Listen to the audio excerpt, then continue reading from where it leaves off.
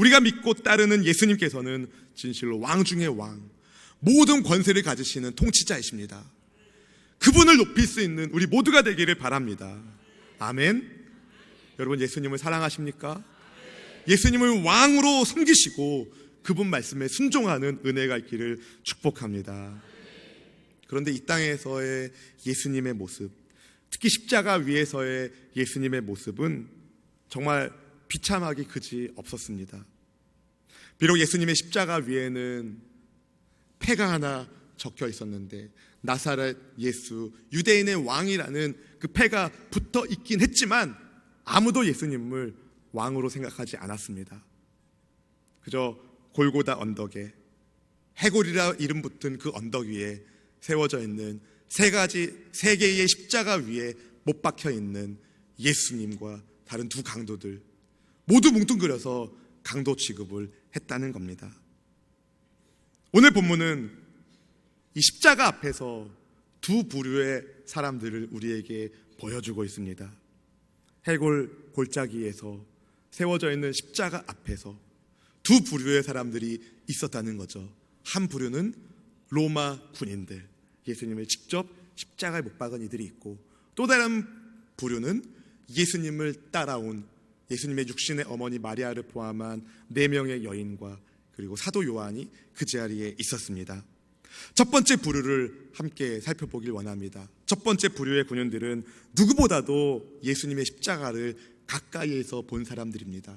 직접 예수님의 몸에 못질을 하여서 예수님의 피를 흘리게 했던, 십자가 위에 예수님을 그 누구보다도 가까이에서 보았던 이들은 십자가 아래서 예수님의 옷을 서로 나눠 갖고 있었습니다. 우리 본문 23절 말씀을 같이 한번 읽어보겠습니다. 군인들이 예수를 십자가에 못 박고 그의 옷을 취하여 4깃에 나눠 각각 한 깃씩 얻고 속옷도 취하니 이 속옷은 호지 아니하고 위에서부터 통으로 짠 것이라. 아멘. 당시 십자가형을 집행하는 군인들에게 있어서 사형당하고 있는 죄수들의 물품은 보너스였어요. 보너스. 짭짤한 부수입과 같은 역할을 했습니다. 얼핏 보면 군병들이 예수님의 옷을 찢어가지고 서로 나눠가진 것처럼 이해하기 쉽지만요, 여기 나와 있는 23절에 그의 옷은 복수형으로 쓰여 있어요. 그의 옷들이라는 말이죠. 여러 벌의 옷이라기보다는 유대인들이 착용하고 있는 머리수건, 허리천, 겉옷, 그리고 샌들, 이런 것들을 의미한다고 볼 수 있습니다. 마가복음 15장 24절에 보면은요, 누가 어느 것을 가질까 하면서 군인들이 서로 제비뽑기를 하고 있었습니다. 같이 한번 마가복음 15장 24절 읽어보겠습니다. 십자가에 못 박고 그 옷을 나눌세 누가 어느 것을 가질까 하여 제비를 뽑더라. 로마 군인들은 예수님의 십자가 앞에서 제비 뽑아서 누가 더 좋은 것을, 누가 더 많이 가져갈 것인가, 그렇게 따지고 있었다는 거죠. 서로 공평하게 한 가지씩 가져갔는데 하나가 남은 거예요. 통으로 짠, 위에서부터 아래까지 이음새 없이 통으로 짠 속옷 하나가 남았습니다. 우리가 생각하는 그런 속옷의 개념으로 이해하시면 오산이십니다. 좀 다른 옷이에요. 겉옷 안에 있는 암감 같은 역할이죠. 우리식으로 생각하면 와이셔츠 같은 느낌? 그렇게 생각하시면 될 것 같습니다. 이것을 갖기 위하여 군인들이 뭘 합니까? 제비를 뽑습니다. 사도 요한은 이 장면을 가리켜서 시편 22편 18절의 말씀, 내 겉옷을 나누며 속옷을 제비 뽑나이다라는 이 말씀을 성취하는 것이라고 오늘 본문에서 말해주고 있어요. 본문 24절 말씀을 우리 같이 한번 읽어볼까요? 군인들이 서로 말하되 이것을 찢지 말고 누가 얻나 제비 뽑자 하니 이는 성경에 그들이 내 옷을 나누고 내 옷을 제비 뽑나이다 한 것을 응하게 하려 함이로라. 군인들은 이런 일을 하고, 군인들이 어떤 일을 했답니까? 예수님의 옷을 나눠가지고 속옷을 가져가기 위하여 제비 뽑기를 하는 거예요. 모르긴 모르지만 이런 속설이 있었을 수도 있습니다. 사형수의 속옷을 가져가면 재수가 좋대더라, 이런 속설이 있을 수도 있습니다. 예수님의 사형을 집행하는 로마 군인들, 이 사람들은 누구보다도 가까이에서 예수님의 십자가를 보고 있었지만 하나님의 아들께서 그들과 같은 죄인들을 하여 죽어가고 계시는 놀라운 현장에 있었지만 그들의 관심은 예수님이 아니라 예수님의 물품들, 세상의 옷가지들, 이런 것들에만 관심이 있었다는 거죠. 주님은 완전히 발가벗긴 상태로 십자가에 매달려 계셨습니다. 너무나도 수치스럽게 죽으시고 계셨습니다. 왜 그러셨을까요? 내가 받아야 할 죄의 수치를 십자가 위에서 예수님께서 지금 다 짊어지고 계신 것이었습니다. 사랑하는 성도 여러분, 따라서 예수님을 믿고 바라보는 주의 백성들에게 더 이상 죄가 주는 수치는 문제가 아닙니다. 할렐루야! 죄가 주는 수치, 아담과 하와가 주께서 금하신 나무의 실과를 먹고 벌거벗은 것을 알았기 때문에 몸을 가리기 시작했고, 수치를 알게 되었고, 수치를 가리게 되는, 평생을 거쳐서 수치를 이겨내기 위하여 체면을 차리느라 바쁜 죄인된 그 인생들에게 얼마나 바쁘겠어요. 실제로는 죄인인데 죄인 아닌 척하려고 그 수치를 가리기 위하여 그렇게 애쓰는 이들을 대신하여서 예수님께서 수치스럽게 십자가에서 죽으신 겁니다. 죄가 가져다주는 수치를 벗겨주시려고, 제거해 주시려고. 사랑하는 성도 여러분, 죄인인 내가 겪어야 할 수치 예수님이 대신 짊어지셨고, 주님의 십자가 사랑 안에 머무는 백성들이 진짜 복받은 진짜 그리스도인입니다. 여러분, 진짜가 되어주시기를 축복합니다. 하지만 로마 군인들의 눈에는 예수님이 그렇게 보이지 않았어요. 십자가에서 죽으시는 예수님이 하나님의 아들, 나의 구세주 메시아로 보이지 않았습니다. 그들에게 예수님은 다른 사형수들과 별반 다를 바 없는 이였고, 누가 예수님께서 착용하시던 물건 중에서 더 값진 것, 더 많이 가져갈 수 있는가, 거기에만 관심이 있었습니다. 그런데 저는 이 말씀을 묵상하면서 예수님의 옷과 연관된 한 여자를 생각하게 되었습니다. 바로 누가복음 8장에 나오는 12년 동안 혈류병을 앓았던 한 여인. 이 여자는 예수님의 옷에 손이라도 대면 자기를 12년 동안 괴롭혔던 혈류증을 고침받을 수 있지 않을까, 그 믿음 하나만으로, 어떻게 보면 미신 같은 믿음이었어요. 예수님의 옷에 손만 대도 낫는다. 정말 무식한 믿음이었지만 12년 동안 병을 앓아 기력 없는 와중에도 많은 사람들이 운집하여 있어 예수님께 가까이 가는 것에 힘이 듦에도 불구하고 끝까지 주님께로 가서 주님의 옷에 손을 대었고, 즉시로 능력이 주님께로부터 나와서 그 여자는 고침을 받게 되는 그 사건, 누가복음 8장에 있는 그 사건, 여러분 잘 아시죠?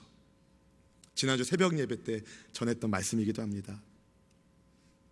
이를 아신 예수님께서, 능력이 나간 것을 아신 예수님께서 그 여인을 찾으셨고, 이 여자는 예수님 앞에 엎드리면서 자초지종을 다 말합니다. 그때 주님이 말씀하셨어요. 딸아, 내 믿음이 너를 구원하였다. 평안히 가라. 누가복음 8장 48절의 말씀을 우리 같이 한번 읽어보겠습니다. 같이 읽어볼까요? 예수께서 이르시되 딸아, 내 믿음이 너를 구원하였으니 평안히 가라 하시더라. 아멘. 혈류증을 고침받은 이 여자는 예수님의 옷에 손을 대므로 고침을 받았습니다. 그렇다면 예수님의 옷가지를 차지한 군인들에게는 무슨 일이 일어나야 할까요? 어떤 일이 일어났습니까? 아무 일이 일어나지 않았어요. 아니 여러분, 단순히 옷에 손을 댄 것보다 옷을 소유한 사람들에게 더 큰 능력이 나타내는 것 아닙니까?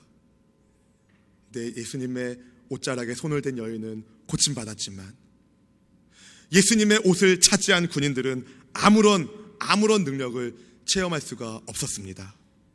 왜 그럴까요?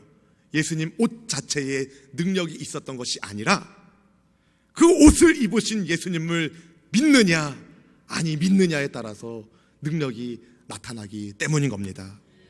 군인들은 예수님의 옷만 움켜쥐었을 뿐 예수님과 그들은 아무 상관이 없었고, 12년 동안 병을 앓았던 여인은 예수님의 옷자락에 손만 대었을 뿐 예수님의 딸이 되었습니다.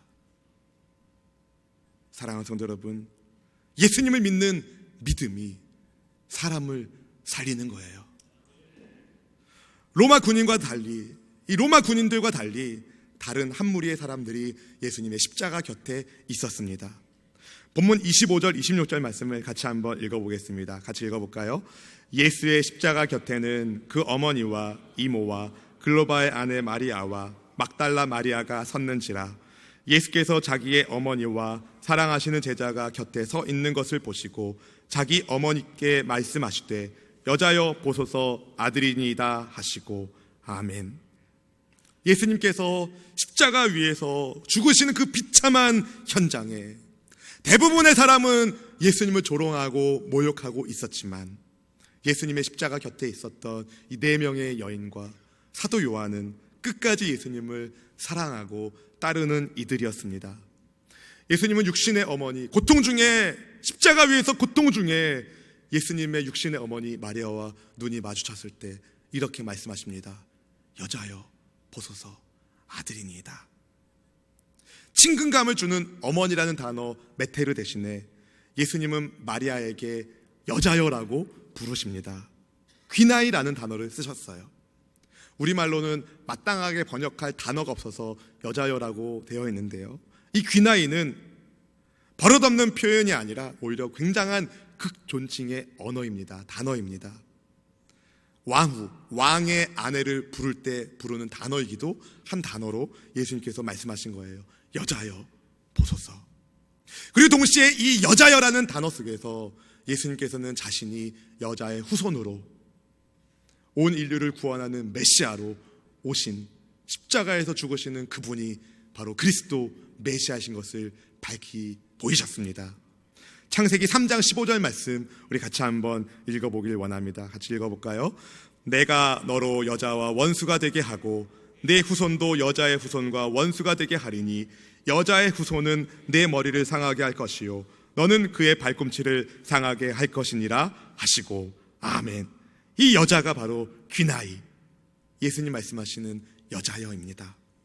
하나님께서 범죄한 인간들을 불쌍히 여기셔서 그들을 구원하기 위한 약속된 메시아, 그게 바로 지금 십자가에서 못 박혀서 비참하게 조롱받으며 죽어가고 있지만 하나님의 아들이심을 예수님께서 말씀하신 거예요.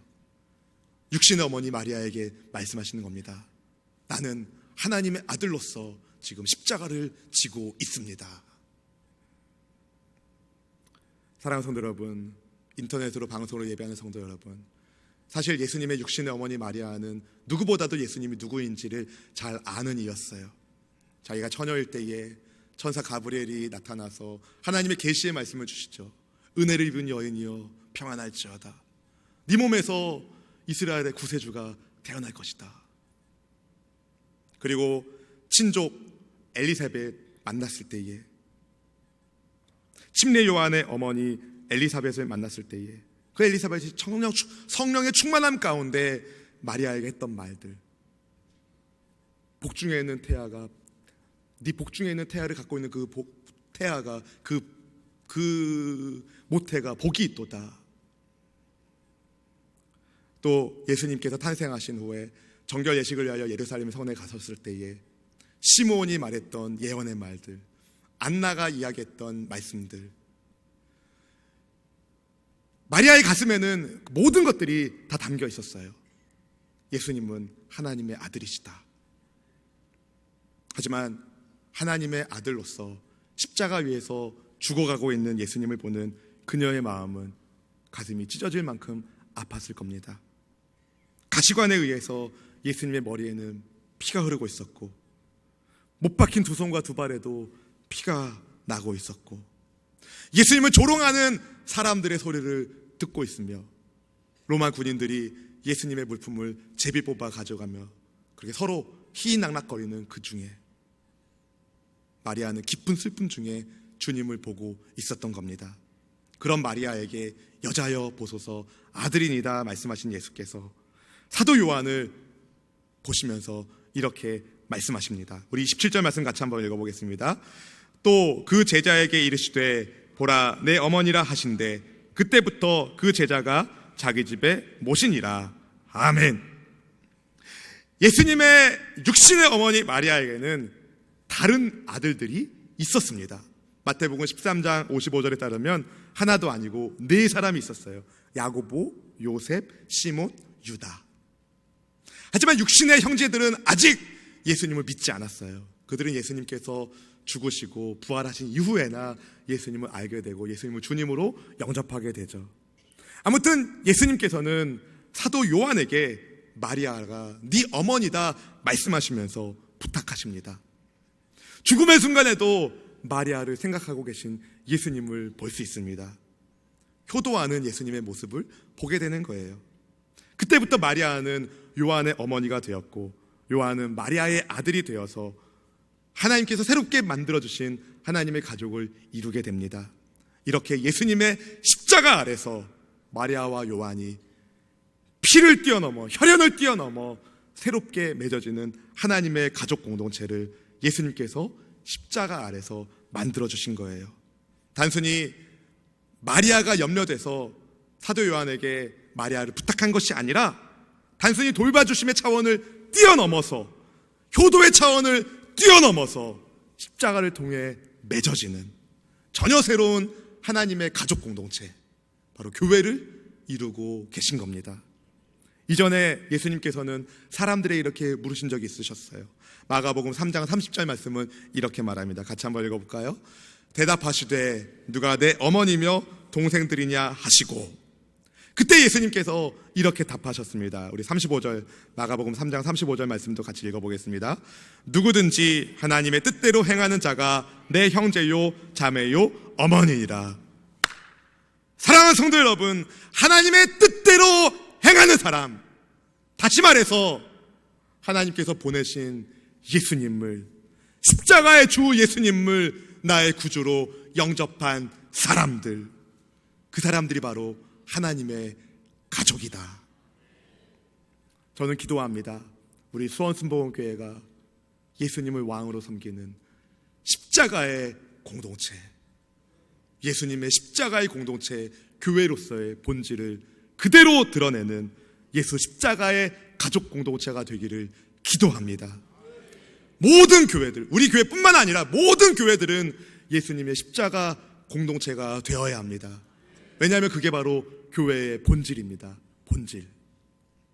예수님의 십자가 공동체는 사랑의 공동체입니다. 왜냐하면 우리를 위하여 생명도 아끼지 않은 예수님의 사랑을 받은 공동체이기 때문입니다. 예수님께서 십자가에서 죽어가실 때 주님의 십자가 곁에는 많은 사람들이 있지 않았습니다. 예수님을 따르다가 겪을 수 있는 위험 때문에 대부분의 사람들은 도망갔습니다. 믿음을 자부하고 자랑하던 신앙의 영웅들처럼 행세하던 사람들은 보이지 않고 연약한 여인들 4사람, 그리고 사도 요한이 거기에 있었습니다. 사실 사도 요한도 도망쳤던 제자 가운데 한 사람이었어요. 하지만 그는 잊을 수가 없었습니다. 예수님께서 자기에게 베풀어 주신 사랑을 잊을 수가 없었습니다. 그래서 그는 마지막 순간에 다시 예수님의 십자가 곁으로 다가왔죠.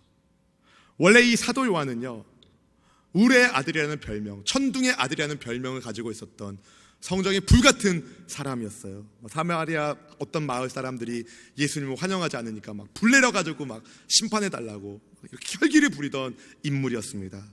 그랬던 그를 예수님께서 끝까지 사랑해 주셨고, 또 주님의 십자가를 가까이에서 보면서, 또 주님께서 십자가 죽음으로 끝나신 것이 아니라 부활의 영광으로 다시 살아나신 것을 본 주님의 제자로서 요한의 가슴에는 항상 이런 정체성을 가지고 있었어요.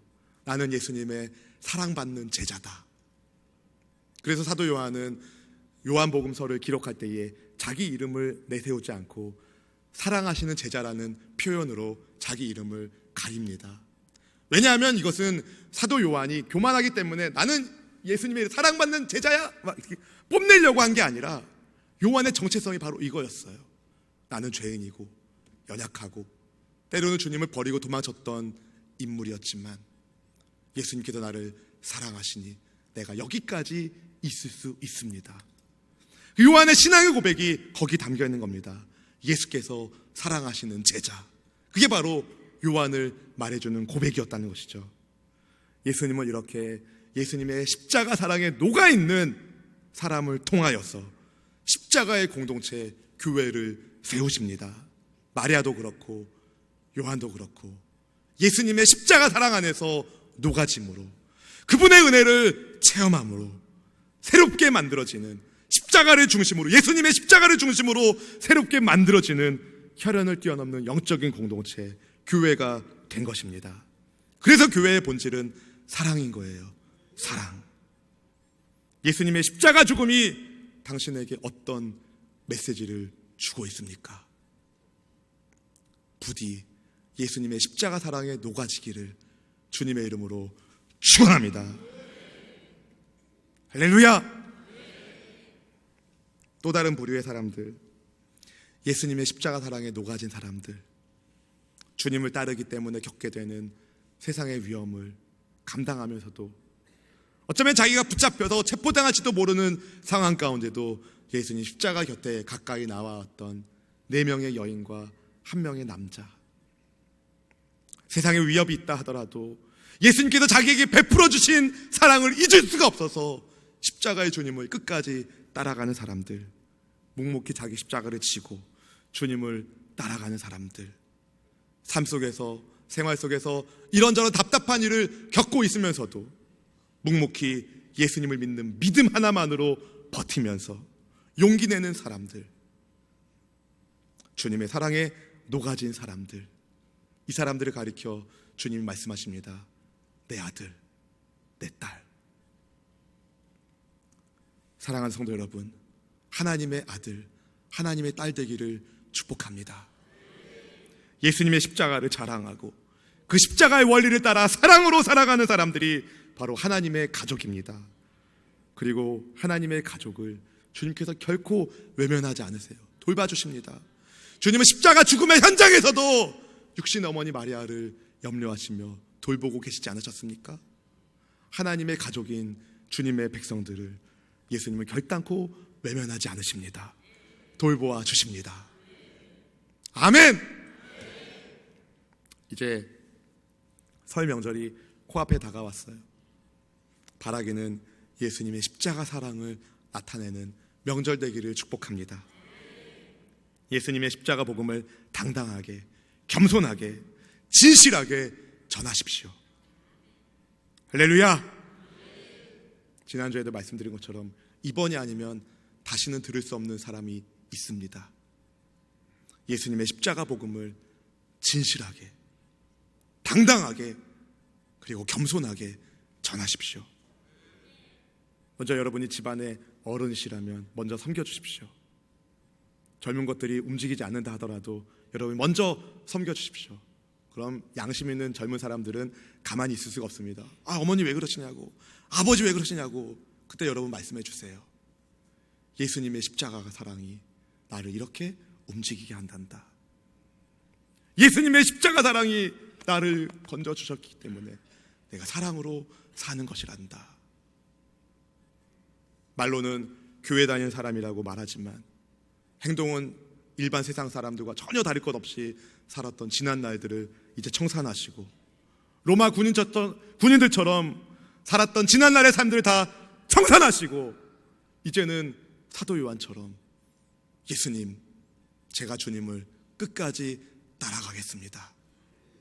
예수님께서 만나게 하신 하나님께서 새롭게 만들어주신 교회 공동체, 하나님의 가족이 된 우리 수원수목의 지체들을 더욱 사랑하면서 섬기는 주님의 가족 되기를 주님의 이름으로 축원합니다. 간단한 것부터 시작합시다. 기쁜 마음으로 서로 환대하고 인사하고 축복하고 나쁜 말 하지 않고 긍정적인 언어로 사랑으로 선행으로 서로를 격려해주고 지극히 작은 지체를 결코 무시하지 않고 지극히 작은 자에게 한 것이 곧 내게 한 것이라 말씀하신 예수님의 말씀을 기억하면서 주님을 사랑하는 사랑으로 나의 어머니로, 나의 형제로, 나의 자녀로, 나의 자매로 만나고 있는 믿음의 동역자들과 하나 되어 섬기면서 하나님의 가족, 예수님의 십자가에 녹아있는 하나님의 가족 되어서 진짜 복의 근원 되시기를 주님의 이름으로 축원합니다. 일련의 사건들을 보면서 소위 교회 다닌다고 말하는 목사라고 장로라고 말하는 사람들이 예수님의 얼굴에 먹칠하는 사건들을 보면서 가슴 아파하실 예수님의 마음을 여러분 생각해 주십시오. 예수님 머리에 박혀있는 가시관, 예수님 두 손과 두 발에 박혀있는 못들, 그 수치스럽게 죽어가고 있는 그 주님은 우리를 위한 하나님의 아들이십니다. 그분을 따라갑시다. 그분을 자랑합시다. 그분의 얼굴에 웃음을 안겨드립시다. 더 이상 예수님을 믿는 척하지 마시고 답답하게 척하지 마시고 예수님을 진짜 믿읍시다. 진짜가 됩시다. 진짜가 됩시다. 이 시대에 하나님께서 내 사랑하는 자녀들이 어디 있는가 물으신다면 주님 여기 있습니다 고백하고,